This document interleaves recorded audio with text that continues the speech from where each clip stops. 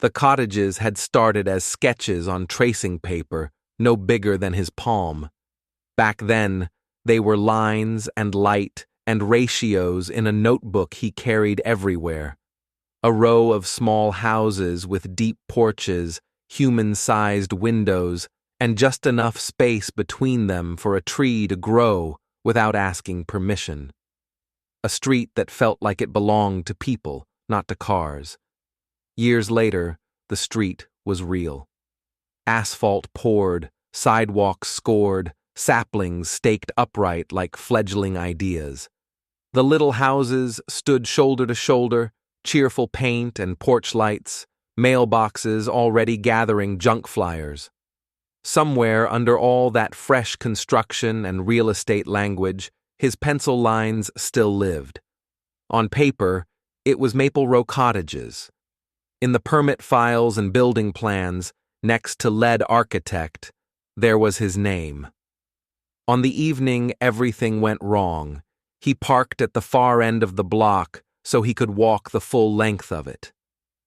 It was a habit he had kept since the first house framed out. On stressful days, it helped to see something he had imagined become a place where someone could burn dinner, argue in the hallway, fall asleep on the sofa. He had grown up in apartments where walls cracked and landlords never fixed anything. Designing houses that fit people instead of swallowing them whole felt like redemption. The sky had already gone that flat city blue that comes just before night. Porch lights glowed in staggered sequence. A woman watered a row of potted herbs. Somewhere, a television laughed too loudly through thin walls. Boxes on one porch were still unopened, labels from a moving company taped crookedly across them. The last cottage in the row sat half dark, half finished, staging furniture inside, but no curtains yet. Painters had left their ladders stacked. The developer wanted it camera-ready by the end of the week for some lifestyle magazine. That was why he was here after hours. One last walkthrough, one last set of photos, a punch list to email to the contractor before morning. He slung a tube with rolled drawings over his shoulder, grabbed the leather satchel with his laptop and tablet, and locked his car. The phone buzzed once in his pocket with an email from the office. He ignored it. For tonight, this block was his entire job. He had keys to all the units on Maple Row. For security, the developer kept a log. Times in, times out. Who entered which cottage and when? The spreadsheet would later matter far more than anyone expected. Cottage 14 stood at the bend in the street, white siding, dark blue door, a little bench on the porch that will one day host a forgotten umbrella and a pair of muddy sneakers. For now, it sat empty. The lock stuck, like it always did. He juggled drawing tube and satchel while he worked the key, shoulder braced against the door. From across the street, under the glow of a porch light, someone watched a tall black man in dark clothes wrestling with an unlit door on a half-finished cottage.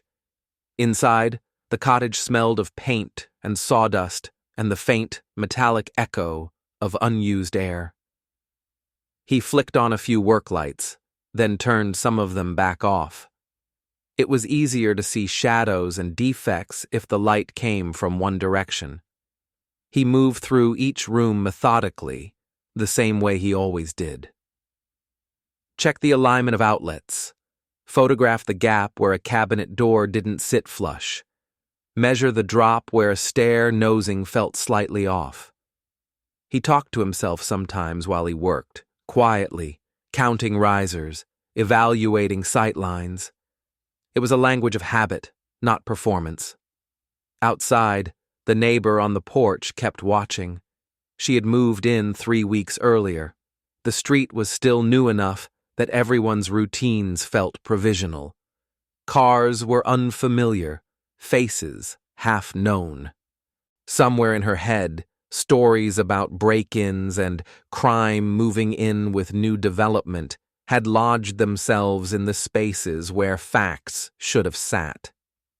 She saw a man who did not match any of the neighbors she had met, entering a unit she believed to be empty. She did not see keys or drawing tubes or the specific way someone who designed staircases tested each step.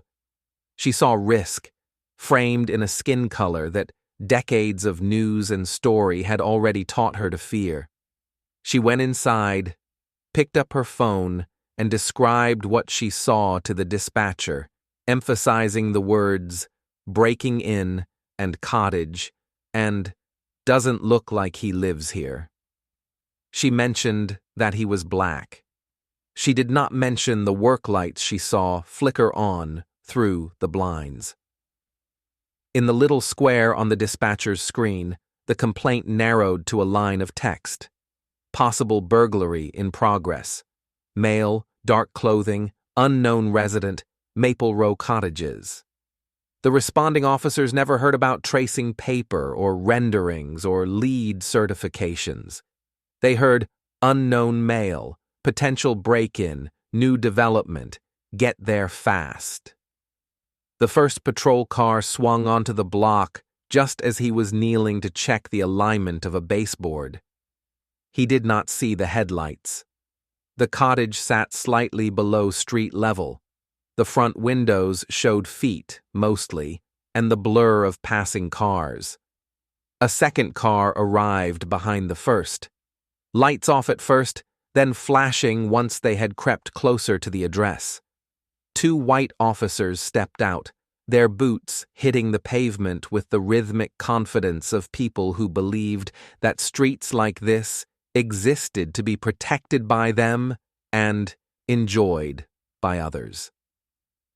In the months to come, they would both describe that night in careful language. They would talk about training, procedure, safety. They would reference call notes about a possible burglary in progress and the danger of assuming any situation was harmless. On paper, their actions would be mapped to policy. What none of the reports could capture was how quickly the word unknown in the 911 call had fused with skin color in their minds. They approached the cottage with hands near their holsters. The door he had wrestled with earlier now looked to them like a door that had been forced. One officer gestured to the other to take the back. The first moved toward the porch. Inside, he bent over a painter's tape mark on the floor, frowning at the too-wide gap under the door. He made a note on his tablet. Adjust threshold. Light bleed. The knock, when it came, was not polite. It was a fist on wood with authority behind it. In another life, another city, he might have expected a neighbor, or a contractor checking on progress.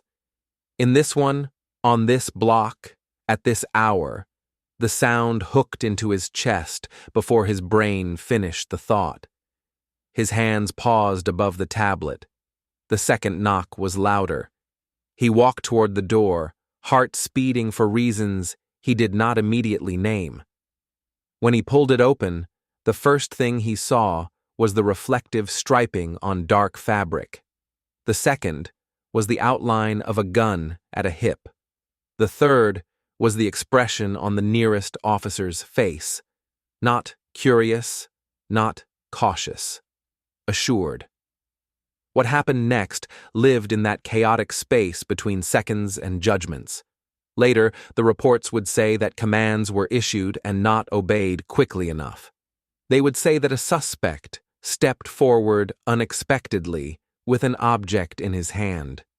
They would say that for their own safety, they had to secure him before asking questions. They would not mention that the object in his hand was a tube of rolled architectural plans. He heard words, sharp and stacked, that his brain tried to sort in order. Identification. Hands. Step outside. Turn around. Drop it. He began to say his name, his role, the firm he worked for.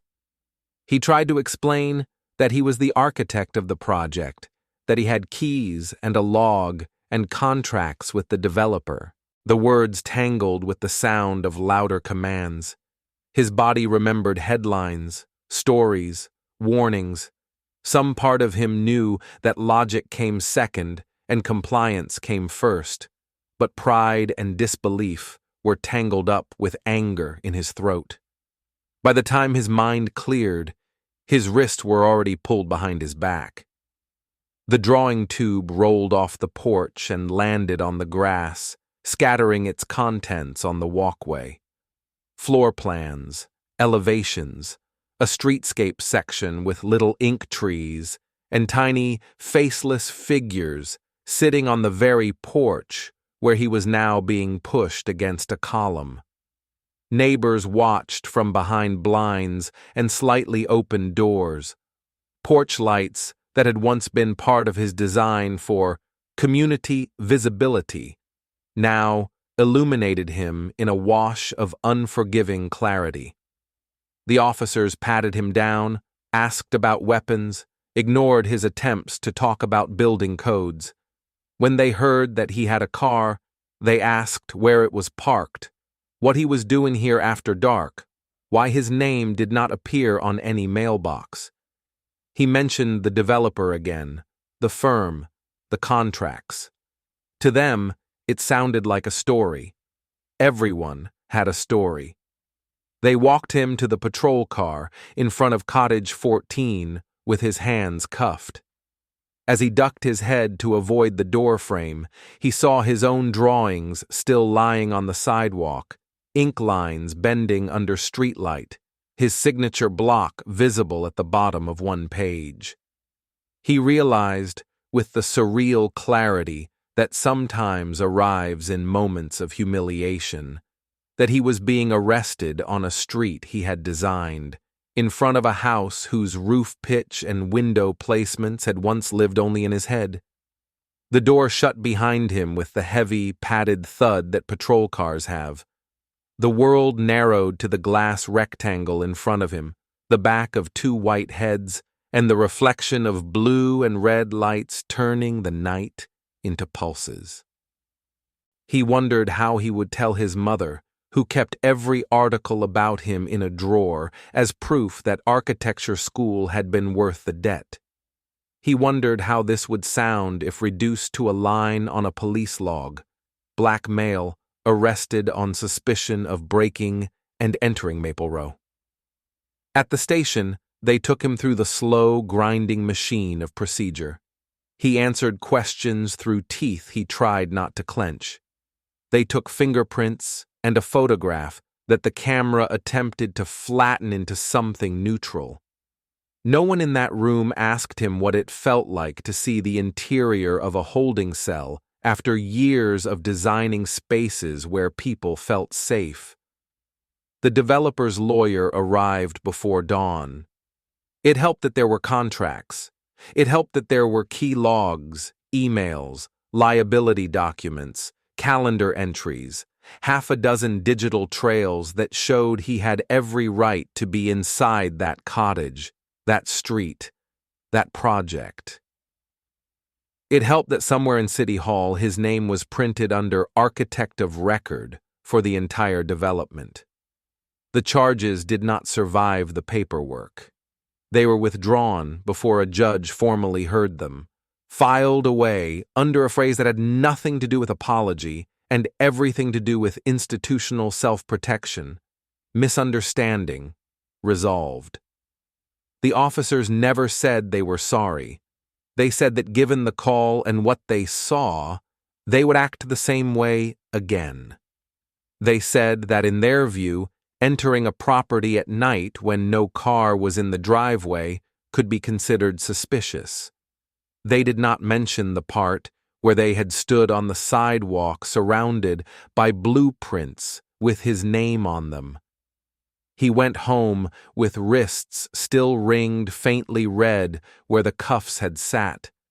His wife pressed ice against the skin and rage into the silence between them. He lay awake long after the sky lightened, watching the ceiling fan turn and trying to decide whether he was more angry at the neighbor, the officers, or the entire arrangement of a world where his presence on a block he had drawn could be read as invasion. News of the arrest leaked before he decided whether to speak. Someone on Maple Row posted about it in a neighborhood group, half concerned, half gossipy. A black man had been taken away in cuffs from the last cottage, they said. They were glad the police were responding quickly. They hoped the new development would not attract crime. Another neighbor, who had seen him walking the street with contractors for months, pushed back. She pointed out that he was the same man who had stood with tape measure and tablet during construction. She mentioned that she had once seen his firm's logo on a set of plans in his hand. The thread did what online threads do. It split. On one side, people argued that the caller had done the right thing, that it was better to be safe, that the police were only doing their job. On the other, people asked why safe so often meant police called on a black person first, questions second. Someone from his firm saw the discussion. Someone else forwarded it to a local reporter who covered housing and development. Within a week, he found himself answering questions for a story that framed his experience in a way he had not yet allowed himself to do. The headline wrote itself: "Architect arrested for breaking into cottage he designed." In the article, his name sat next to phrases about being the lead designer on Maple Row, about being one of the few black registered architects in the region, about the long history of black labor in building cities and the short memory those cities often had for who actually made them. City officials read the article. Developers read it too, nervous enough about investor optics to start drafting statements about inclusion and misunderstanding. The chief of police, unwilling to see his department cast as an enemy of progress, requested the full call transcript and body camera footage, then used words like regrettable optics and opportunity for training in internal memos. None of that undid the night on the porch. But it did move the story into rooms where decisions lived. The planning department, embarrassed that one of the flagship inclusive housing streets had become a headline for the wrong reasons, arranged a community forum. Officially, it was about designing for safety and belonging in new neighborhoods. Unofficially, everyone knew why the room was full. They held it in a municipal auditorium, fluorescent lights softened by an attempt at banners and potted plants. On an easel at the front stood a giant color rendering of Maple Row cottages blown up from his original work. In the corner of the board, next to the firm's logo, his name appeared again in print, inches high. He sat on the stage between the deputy chief and a senior planner. The neighbor who had called the police that night sat somewhere in the crowd, eyes down, hands twisting in her lap. The two officers were in the room as well, uniforms and expressions stripped of the casual confidence they wore on patrol. There were cameras now, too, news, phones, the slow red blink of someone recording for the internet. He talked, not about one arrest, but about pattern. He described what it meant to walk through a street you had imagined into existence and still feel like a stranger in the eyes of those who claimed to protect it. He talked about how design decisions, porches close to the sidewalk, windows that faced the street, sightlines meant to foster community, could easily become tools of suspicion when certain bodies occupied them. He described the lineage he came from, grandfathers who had laid brick and never seen their names on plaques. Uncles who had worked on crews that built high rises they would never be allowed to live in. On any given block, he said, black hands had built more than anyone could count, yet black bodies standing alone on those blocks after dark were still read as outsiders. The deputy chief spoke about policy revisions. Future calls like the one that brought officers to Maple Row would include prompts to check for contractor logs and owner permissions before escalating. There would be bias training, he said, targeted not just at traffic stops, but at suspicion in residential and commercial spaces. It sounded tidy on the microphone.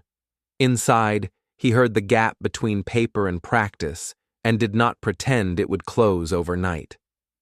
The planner talked about signage and directories, about ways to make the roles of people on a street more visible so that the first assumption about a man carrying drawings at night was not thief. When the microphones turned toward the audience, someone asked a question that cut closer to the bone than policy. They wanted to know how he felt coming back to that street after everything, and whether he still took pride in work that had turned into the scene of his own arrest.